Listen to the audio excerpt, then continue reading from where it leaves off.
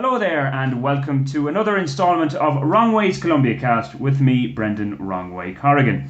Now, I'm delighted to say that our guest for this episode is an influential and renowned historian, the Milbank Family Senior Fellow at the Hoover Institution at Stanford University, and author of no less than 16 books. I'm sure he'll correct me if I'm wrong on that, though. His most recent being The Square and the Tower, a timely work on the important role of human networks throughout history. He's also currently working on the second volume of his Henry Kissinger biography, although considering how much he is in demand these days, I'm not sure where he finds the time.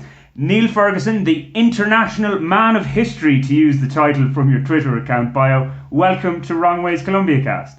It's a pleasure to join you, Brendan, and I've lost count of the number of books, so could be 16. And as you say, I've got a couple more still to go. And eagerly looking forward to reading them as well, Niall. But I know you're one of those historians who doesn't believe that it's not your place to engage in discussions of current affairs nor make predictions about the future, and I certainly agree with that. So with that in mind, and glancing to the future, but with your historian's eye, and before we discuss things more specific to Colombia and the region, you said in an interview earlier this year with the former Deputy Prime Minister of Australia, John Anderson, that in years to come, historians may view COVID-19 as a mental illness rather than a virus-induced infection, considering the approach many Western countries took in tackling it. Can you remind us why exactly you said that, slightly tongue-in-cheek as I think it was? Well, Brendan, the future historian will look at the performance of at least two, maybe three of the English-speaking countries, the UK, the United States, and also Ireland, and wonder why they did so badly, why excess mortality was so high in those countries in 2020, when it really ought not to have been. On paper, Britain and the US were well prepared for a pandemic. Indeed, in 2019, I think there was a survey that rated those countries very near the top of the league table of public health quality. And yet, when a real pandemic turned up in January, the outcome was a pretty disastrous failure. Usually in the media, that just gets blamed on the leaders in question: President Trump, Prime Minister Boris Johnson. The Irish Prime Ministers got off lightly by comparison, but in truth, I think it's better understood as a failure of public health bureaucracy. There were plenty of countries that got this right. Taiwan, South Korea, but also two English-speaking countries, New Zealand and Australia, have had extremely low excess mortality, hardly any, in fact, and relatively tiny numbers of infections and deaths in relation to population. So what went wrong? And I think the answer is that the people responsible for preparing for a pandemic greatly misjudged the nature of the new coronavirus coming out of Wuhan, and spent January and February and the first 2 weeks of March kind of dithering around, sometimes talking about herd immunity, sometimes dismissing COVID-19 as just a seasonal flu. And by the time they realized that it was a great deal more serious than that, it was very far established in the populations, particularly in the big cities like London and New York. And then there was a sort of panic in mid-March, lockdowns of the economy, people ordered to stay in their homes for weeks on end, which did halt the spread of the virus ultimately, but also cratered the economies. And so it's really a kind of catastrophic story of misjudgment, the worst of both worlds, really, dithering around and being complacent when you had to take early action, and then taking this very blunt instrument called a lockdown by the time it was really too late to stop the contagion. That's part of what I had in mind. But I also think I was alluding to the fact that in the midst of this pandemic, and it certainly isn't over in the United States, because there are at least a dozen states where I see second waves happening. In the midst of this pandemic, we've decided to have a completely unrelated debate about police brutality towards African Americans, an important issue, but not really a particularly relevant one in the midst of a pandemic. And I think future historians will wonder why it was that in the midst of a pandemic, Americans decided to become tremendously agitated about a long-standing issue entirely unrelated to the problem of public health, and indeed to hold large protest rallies, gathering people together, which is exactly the thing you don't want to do in the midst of a pandemic. So that was the sort of madness I was alluding to. Yeah, of course, events took off in the States, but these have happened before, and we've seen these kind of protests. But the global nature, I guess, of this latest Black Lives Matter, the timing, as you said, is quite interesting. Do you think it's something that might actually lead to meaningful changes going forward? It's conceivable. Clearly, there are some important issues that remain to be resolved in American policing. It's not so much that US cops disproportionately use lethal violence against African Americans. They don't, and that the statistics are pretty clear on that, especially when you allow for the relative importance or relative roles of different racial groups in violent crime. What is true, this seems pretty clear, is that the cops are inclined to use physical violence, pushing and shoving and restraining suspects more with African Americans than with white suspects. That's something Roland Fryer showed in a paper published back in 2016. And so that's one of a number of issues that I think it's worth pondering. I think there's an obvious training deficit in many police forces. What happened in Minneapolis when George Floyd was killed was a kind of extraordinary lapse in terms of police training. Several of the officers who were standing around while Derek Chauvin asphyxiated George Floyd, as it would appear from the video, were very new indeed to the job, and what Chauvin was doing will doubtless become a little bit more clear at the trial, but by and large you don't commit homicide while people are filming you. That's certainly unusual. So there's a kind of issue of training, but these meaningful discussions that we can have, I'm not sure are really happening. Instead, there are meaningless discussions in which people chant preposterous phrases like defund the police, which is really a silly slogan. There clearly is a desperate need for effective policing in many, indeed all American cities. And it's worth remembering that in the midst of this great discussion, there was a spate of homicides in Chicago, just to take one example, nearly all of them African Americans killed by other African Americans. It's not as if police killings are a huge share of American homicides. They're not. So I think what's depressing to me is that, firstly, in the midst of a pandemic, we're being distracted by an issue unrelated to the public health crisis that's unfolding.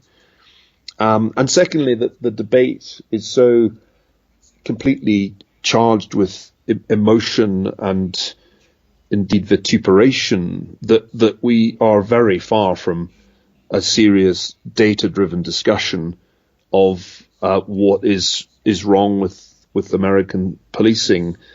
That's the problem, I think, with a public sphere dominated by the internet these days, that it's quite hard to have a sane discussion of any issue. The culture of Twitter, but not just of Twitter, is a culture of denunciation, not discussion. And so anybody who ventures to say anything that is remotely at odds with the rhetoric of Black Lives Matter risks being denounced, or as they say these days, cancelled. And that really doesn't help at all, because it means that the possibility of a rational discussion fades. and you end up just with slogans and as I said, denunciations. A good illustration of the way in which this can have completely counterproductive results is something that Roland Fryer pointed out in a new paper. When a viral incident of police violence goes around the world, or at least around America, when there's a video of some incident of police violence involving an African American, there's usually an investigation. And as Fryer shows, as soon as one of these viral incidents becomes the subject of a formal investigation of the police, policing comes to a near standstill in the city in question. And as a result, there's actually an increase in homicide and all kinds of crime. And you end up with hundreds of additional homicides relative to what you would have expected. So when you have a debate that isn't focused on data, that isn't actually based on a serious and social scientific approach to the issue, you can quite often end up with policy responses that are completely counterproductive. And defunding the police would be a good example. The mayor of Los Angeles announced, no doubt under political pressure, that he was going to reduce the budget of the Los Angeles Police Department. If that leads to an improvement in crime in Los Angeles, then, my name's Mickey Mouse. or it's Niall, not Neil, as many people get it incorrect. Well, it's funny you should bring up the subject of the pronunciation of my name, Brendan, because it's the Irish who mispronounce the name Niall, a good Gaelic name that you can find in all kinds of different countries, including the Scots and Irish Gaelic communities, but the Irish, when they were relearning Gaelic in the Gaelic revival in the late 19th century, relearned it with some mispronunciations, of which Niall is one. And it's quite irritating because throughout my life I've had to correct people when they've called me Niall, pointing out that that's a river in Egypt. But it's ironic because there's this other character, Niall Ferguson, spelled Neil, who's shot to fame or notoriety as an epidemiologist at Imperial College London. And for the last 5 months, I've repeatedly been confused with him by people who can't spell. And so I get periodic death threats on Twitter because my epidemiological model had flaws and led to lockdowns. And it's kind of absurd, but it's made me realize that I should just have gone along with Niall years ago and just accepted the Irish pronunciation, because it would have reduced the number of death threats in 2020. Indeed. That might be a bit close to my heart, because I think Douglas Hyde would have been part of that Gaelic revival in the late 19th century, and I'm from the same county that he's attached to, at least. I think he was born there as well.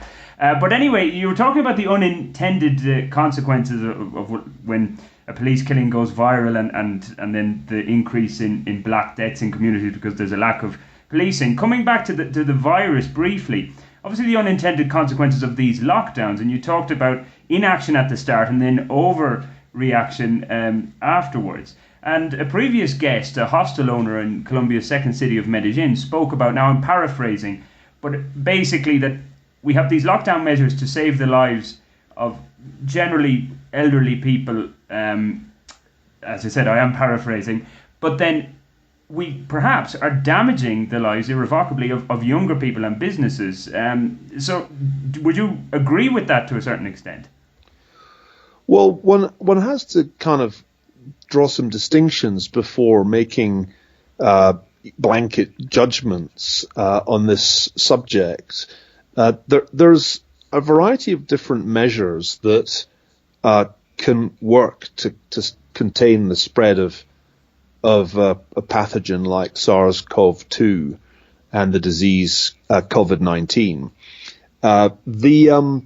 The best and most effective methods are the ones that were used in countries like Taiwan and South Korea, and to some extent in Germany, whereby you test very broadly and then you contact trace when you find somebody who tests positive. And that requires a kind of capacity to test and a capacity to contact trace, which not all countries have.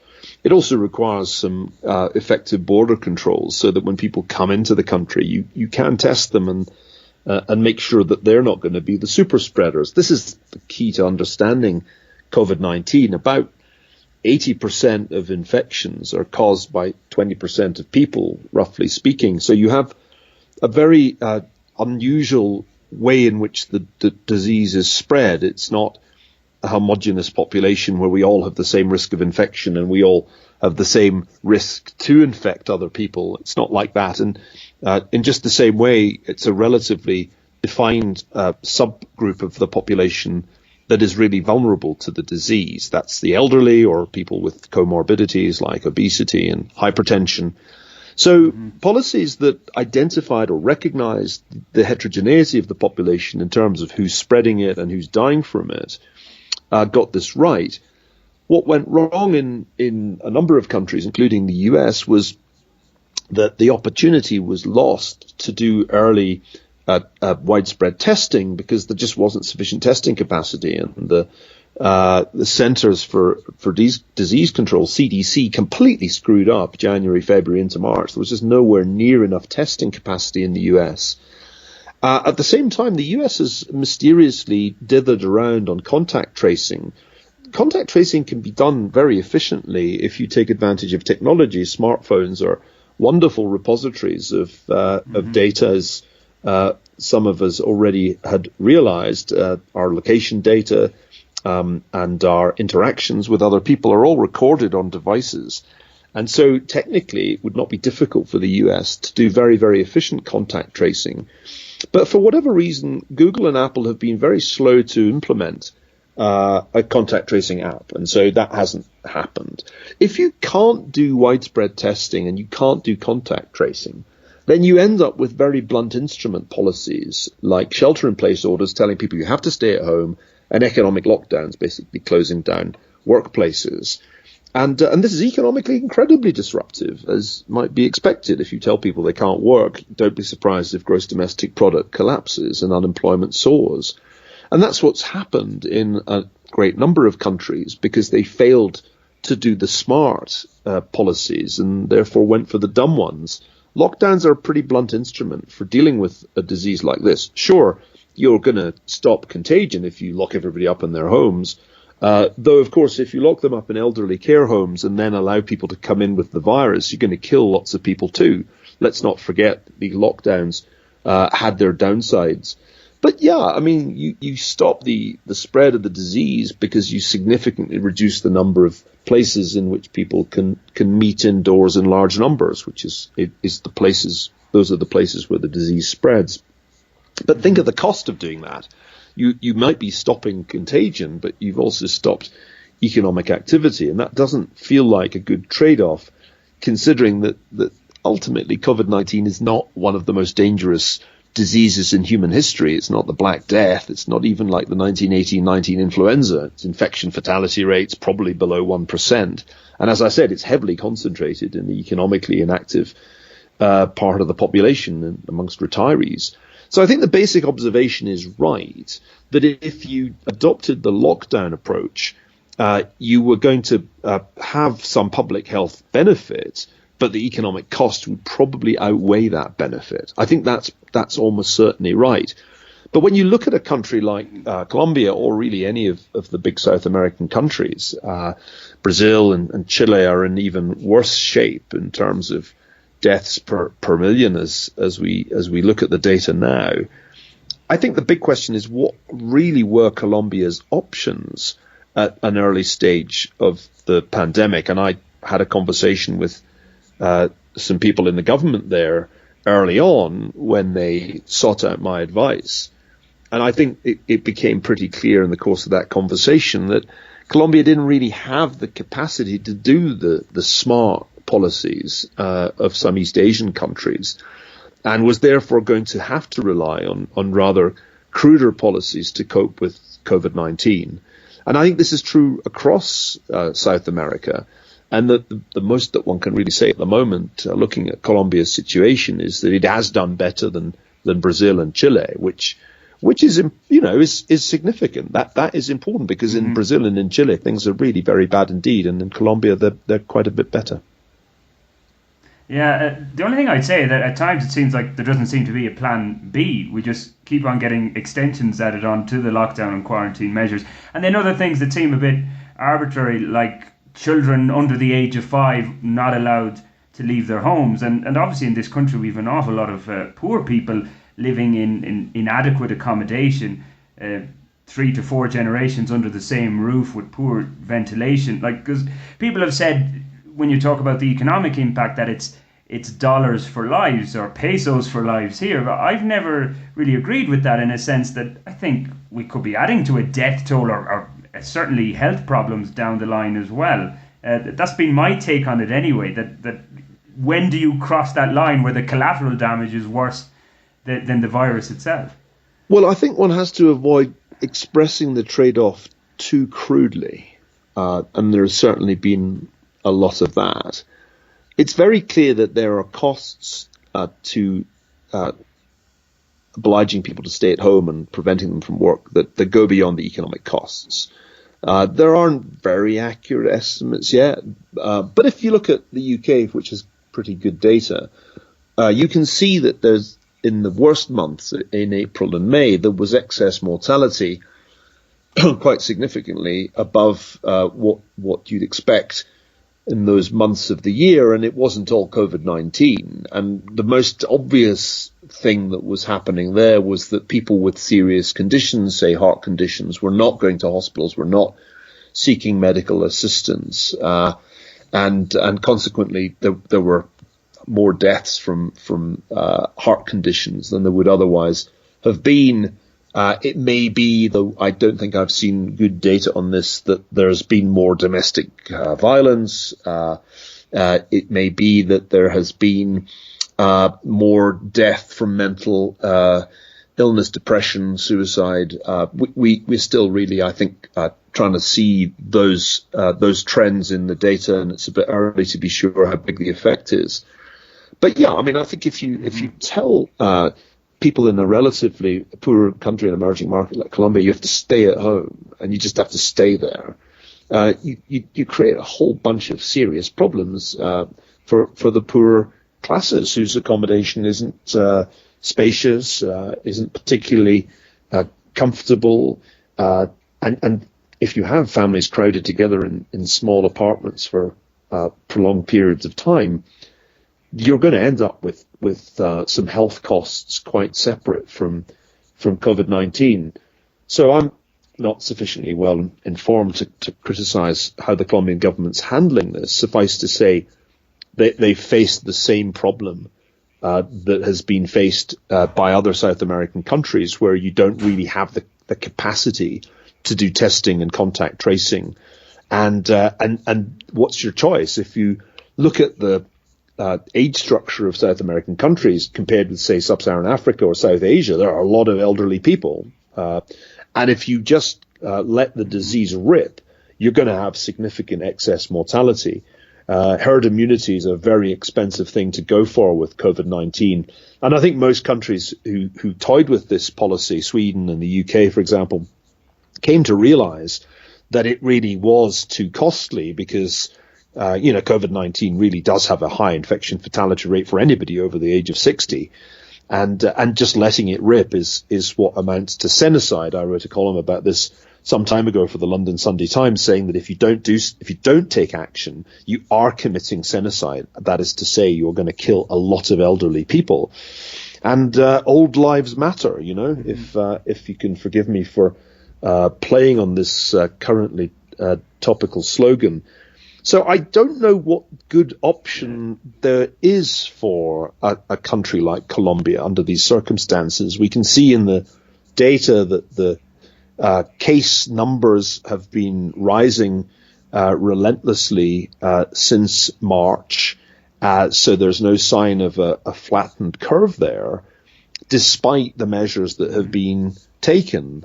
And as I said, when you look at mortality, the most that can be said is that things are going better than in Chile or in Brazil, but it's still not a good story, because the trend is still upwards, and indeed quite steeply upwards. I mean, just to illustrate the point, you're looking at about 1.69 deaths per million on the basis of the latest data.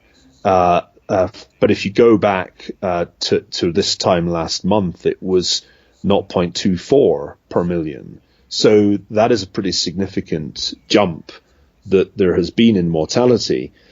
And when you look at other countries which we haven't mentioned, say Peru or Ecuador, where there really has been very high mortality, and the excess mortality for Peru is about the worst that I've seen, it's clear that Colombia could get into an even worse position 4 weeks from now. In fact, it's quite likely to be in a worse position 4 weeks from now.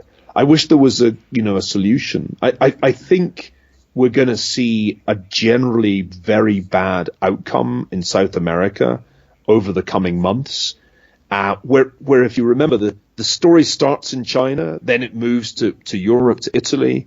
Now we're in the phase of thinking, oh God, the United States is really screwing this up. But actually, by next month, we'll be talking about the disaster in South America. And it won't be the first time that a pandemic has had a very severe impact on South America. If you go back to the influenza pandemics of the 20th century, the big ones in 1918-19 and in 1957-58, they hit Latin American countries very hard indeed. And although people have kind of forgotten that history, there's a sense in which it's repeating itself. And I think the explanation for this lies in the fact that Latin America has pretty big cities with pretty dense populations, and rather poor public health infrastructure, and of course wide inequalities, so that any kind of pathogen that comes along to which the population doesn't have resistance is likely to do quite a lot more damage in Latin America than, say, in Europe. Mentioning inequality, and obviously, no matter what way you look at this pandemic, it is going to be a major disruptive event like previous events that we've had in history, and they've led to some fundamental changes in society, be it in terms of fiscal policy or international alliances and such like. Do you think maybe the Western world and the first world, the developed world, might look at this now and see the effect this pandemic is having, and probably will have a greater effect on poorer countries, that we need to do more to try and close that inequality and improve the lot for the poorer people in these regions? Well, I think there's a couple of points to make on this subject. The first is that the emerging markets, or if you prefer developing countries, have much less room for maneuver on the fiscal and monetary side. Remember the response in the United States and in Europe has been to offset the impact of lockdowns with extraordinary expansions in fiscal and monetary policy. So you've seen a deficit in the US that could be 17 or more percent of GDP in 2020. You've seen the Federal Reserve balance sheet explode in size, tremendous monetary growth to offset the shock of the lockdowns. That's much harder to do if you're a South American country, because the bond market just doesn't look so favorably on you as it looks upon the United States. And so there are real constraints on what can be done with fiscal and monetary policy relative to the North American or West European countries. That's the first point. The second point is that because lockdowns have all kinds of knock-on effects, particularly when it comes to food production, there is a significant risk that what was already a bad situation in some countries last year becomes disastrous. The World Food Programme's most recent report predicts a really huge increase in the number of people around the world who are suffering from not just hunger but serious food shortage, bordering on malnutrition. And so if one looks at a country like Venezuela, which was already in a catastrophic state because of the appalling misrule of the Maduro Chavista regime, that is a country where people are quite likely to starve this year. And so there's a kind of double set of problems. First, you can't do much economically to offset the shock. Secondly, people really starve if there are food shortages in some southern hemisphere countries. I think that when we get a chance to take stock, and it won't be for some time because I don't think the pandemic will be over until at the earliest sometime next year for the world as a whole. I think we'll probably step back and say, well, first, that this should never have happened, and the Chinese government bears a heavy burden of blame because it failed to act early enough in the face of this new and dangerous pathogen, dithered around, did cover-ups, kind of lied to the World Health Organization, which kind of went along with it, and didn't really try to lock down Wuhan until January the 23rd. It was way too late. By that time, untold numbers of people, millions of people had traveled from Wuhan to not just to China, but to the rest of the world. And some unknown percentage of those people had the virus. So I think point number one, there must be a far more rapid and effective response to any kind of biohazard like this. You don't have time because we have such extraordinary rapid communications around the world because of air travel that you really have to act in days, not weeks, much less months, if you want to contain a new pathogen. And remember, the next one could be worse than this. SARS-CoV-2 is by the historical standards not an especially deadly pathogen. But just imagine if this was like any of the great influenza pandemics of the past, and it was killing people under 5 at the same rate that it was killing people over 65. Think how much more traumatic that would be. So rule number one, China failed, the WHO failed, and we need to have a far more rapid response the next time a new virus appears, and there will be a next time with 100% certainty, I can tell you that. Mm-hmm. Secondly, once you have that in place, the next step is each country needs to have its own rapid response regime in place. There isn't any real reason why Colombia should not be able to do testing and contact tracing if it does it early enough. Because if you do it early enough before the virus is spread throughout the population, and it's not on an unmanageable number of cases, you're not testing an unmanageable number of people, and you're not doing an impossible amount of contact tracing. The thing about what is necessary is that it's not really beyond the range of a country like Colombia.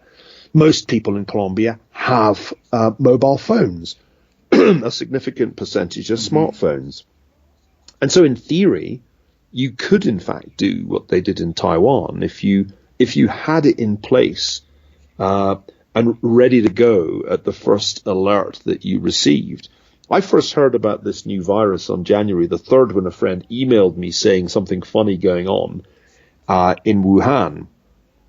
If everybody had acted on January the 3rd and gone to Biocon alert number 3, as opposed to DEFCON, if we had a kind of rapid response to that initial negative news, we could have at quite low cost contained the spread of the virus. You just have to take early action. This is something that the great epidemiologist Larry Brilliant has said many times. Early detection, early action is the key. He was one of the men responsible for eradicating smallpox. So it's his TED Talk you should watch, not Bill Gates's, because Larry Brilliant really knows what he's talking about, as opposed to amateurs like Bill Gates and indeed me. So, I defer to the real experts in the field, and that's just a very simple message. Early detection, early action. And that way you avoid lockdowns. If that had happened in Colombia or Brazil or Argentina or Chile, if that had been done in January, people wouldn't now be locked in their homes and the economies wouldn't be in the tank. Yeah, you lessons to be learned, of course. You mentioned Venezuela in passing, and of course that's always highlighted here for people who might think that Colombia could do with having a more left-leaning administration. But perhaps one fallout from this pandemic will be that there are people who feel the government has been a bit too cozy to big business and its capitalist approach, that a leftist candidate in the next election, and Duque, the current president, who of course is right of centre, can't run again, so it will be whoever he nominates as his successor to run in the next election, that Colombia could drift a little left. We've seen it in the mayorship here in Bogota, and indeed in local elections last year. It was seen as sort of a move away from the centre-right that Colombia has kind of held firm on for the last number of years. Would you be concerned? Because obviously seeing what's happened in Venezuela under a socialist government, now I'm not saying Colombia would go that far, but there could be a tendency that it would go left and disrupt the relationship that it has with the United States. Well, I'm going to tread warily here. You know, the history of the last century or so is littered with the reputational carcasses of American professors who pontificated about countries they barely knew, and as I've never even visited Colombia, I would be a fool to start opining about its politics.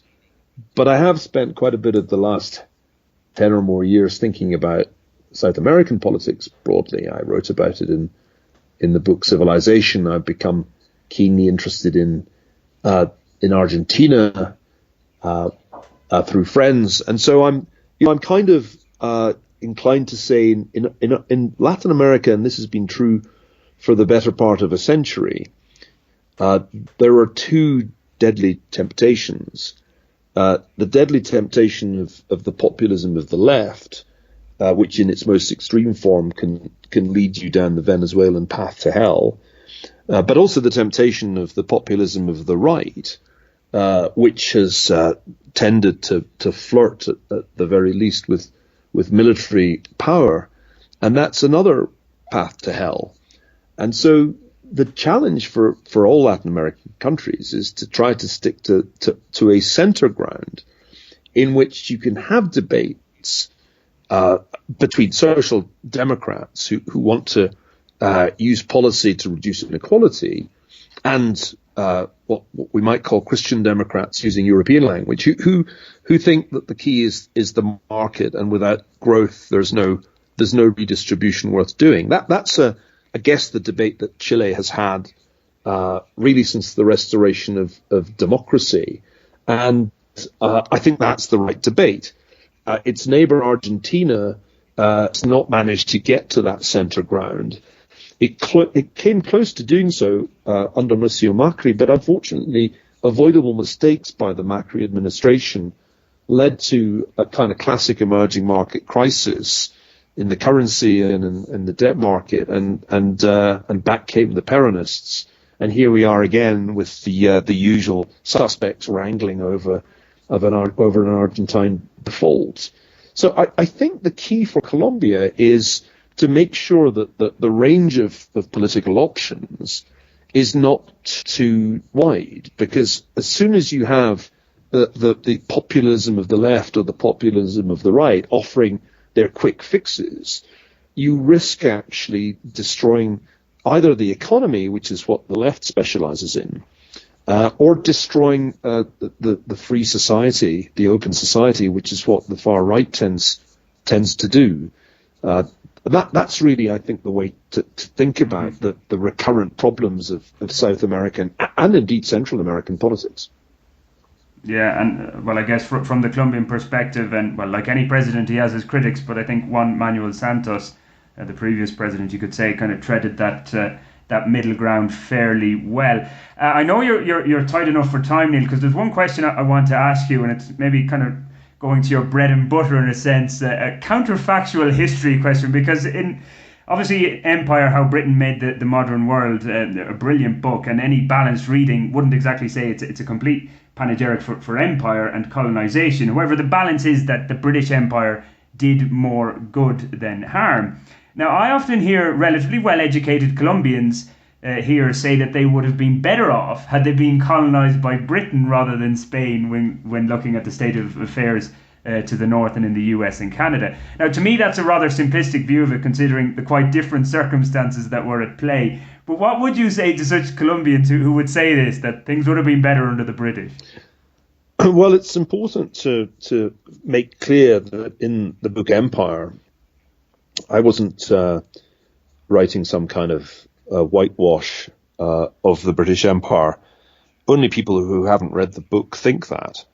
I mean, chapter 2 has the title White Plague to describe the impact of British settlement around the world. Hardly the language of colonial apologia.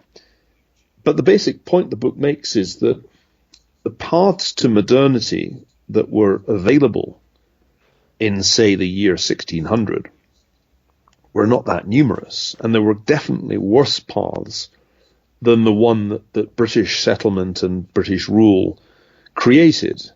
The obvious divergence in experience of North America from South America would seem to illustrate that pretty clearly. I wrote about this in the book Civilization, noting that one of the distinctive features of Spanish settlement and rule was that there was no regular redistribution of land.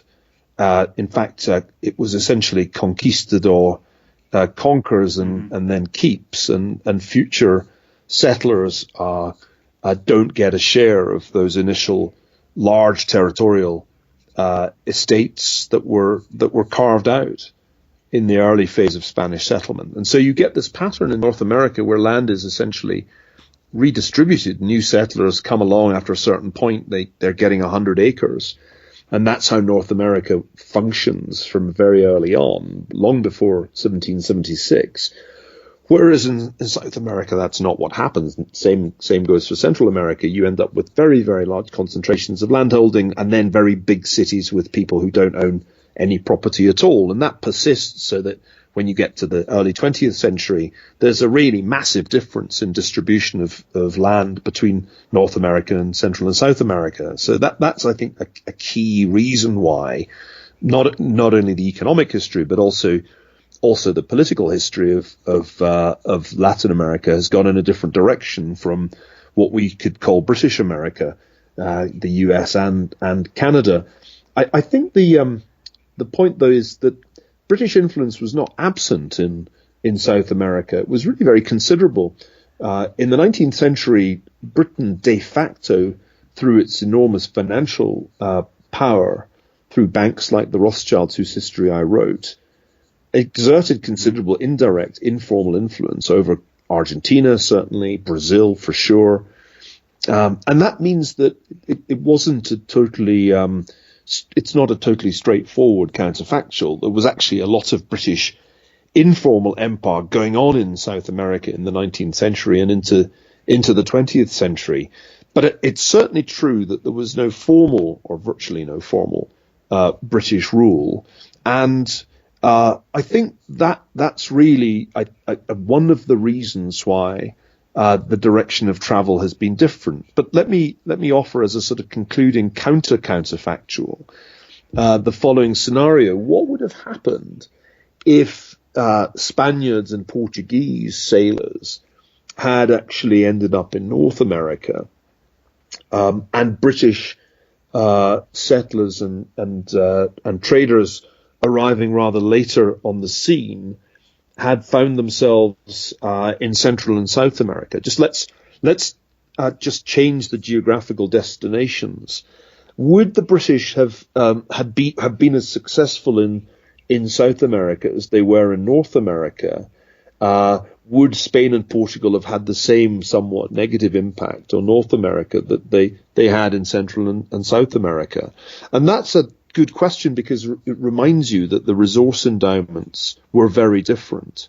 The thing about the North American story, which is an argument made by a number of other historians and political scientists, Jim Robinson and Darren Acemoglu most recently, there weren't that many people there. There weren't that many gold mines. In fact, there was hardly any precious metal to extract. The easy options weren't there. And the easy option in colonization is tax the locals, enslave them if they don't comply, and then dig up the gold and silver and send it home. Now, that would have been an option for anybody who turned up in Central and South America. It wasn't an option for anybody who turned up in North America, really. And that's why in North America you had to just get on with farming, because there wasn't really that many other options. So I think the counterfactual is more complex than your friends in Colombia may be assuming. Much as I welcome Anglophilia whenever I encounter it, it's rare enough in the world these days. I think one has to be honest. When the British turned up in a place that had lots of people who could be taxed, India, that's what they did. And most Indian historians would probably argue that wasn't a tremendous outcome for the people of India. My view is that actually India, under British rule, on balance, did better than it would have done without British rule if it had stayed under Mughal rule. But that's another counterfactual and certainly subject for another podcast. Well, another exactly, because I know you're very, very tight for time, and I was going to mention Ireland too in that regard. But I needed to ask that question, but I want to briefly, I know you need to go, so a 2-sentence answer perhaps. Venezuela again, and this is bringing it to modern times, to today. Direct military intervention by the United States, do you think that's conceivable? Well, it's certainly conceivable. Clearly it was being discussed, and there's more evidence on that topic now from John Bolton's controversial memoir of his involvement with the Trump administration as national security advisor. I mean, I think that the problem for the US is clear, that its record of intervention in Latin America and the Caribbean going back over more than a century has not really been a string of unqualified successes. And that means that there's almost always going to be blowback if the US tries to tip the domestic balance in any Latin American or Caribbean country. In Venezuela, you have a regime that is as destructive as any that we've seen in the world in the last 50 years in terms of the harm that it is doing to its own people. It is a criminal racket that runs that country. And tragically, all efforts by the internal opposition to oust Maduro and create a democratic government have been unsuccessful. Under those circumstances, it seems kind of a no-brainer to do something to tip the scales in favor of the democratic opposition. But it's very clear from what we're beginning to learn that the Trump administration was deeply divided on this issue, and I think missed the opportunity when the opportunity was there to intervene, and to intervene in a way that probably would have been significantly beneficial to the people of Venezuela. That I think is the most that can be said at this point. I don't know if the opportunity has passed. I do know, and this is maybe the best note on which to end, I do know that with every passing week, the plight of the Venezuelan people gets worse. The thievery goes on, and the body count will rise. As I mentioned, it's one of the countries at risk of starvation in 2020. A shocking thing to reflect on when you consider that Venezuela was once one of the richest countries in South America. Yeah, indeed, and it's a country I've visited 4 times since 2012, and I have a lot of friends there, and it's a very sad situation. Okay, I know you've got to go, Niall, and I really appreciate the time. As I said, you are a man in demand at the start. I said that, but just one final thing, in a word, I am Irish. Irish unity in a generation. Could you see it happening? No. I actually agree with you on that one. Niall Ferguson. You asked for one word, and that's the one word I've got. Yeah, exactly. Well, I know with your answers we could go on, but you've got to run. Maybe, as you said, we could do podcast numero dos, as they would say here, in the coming weeks or months.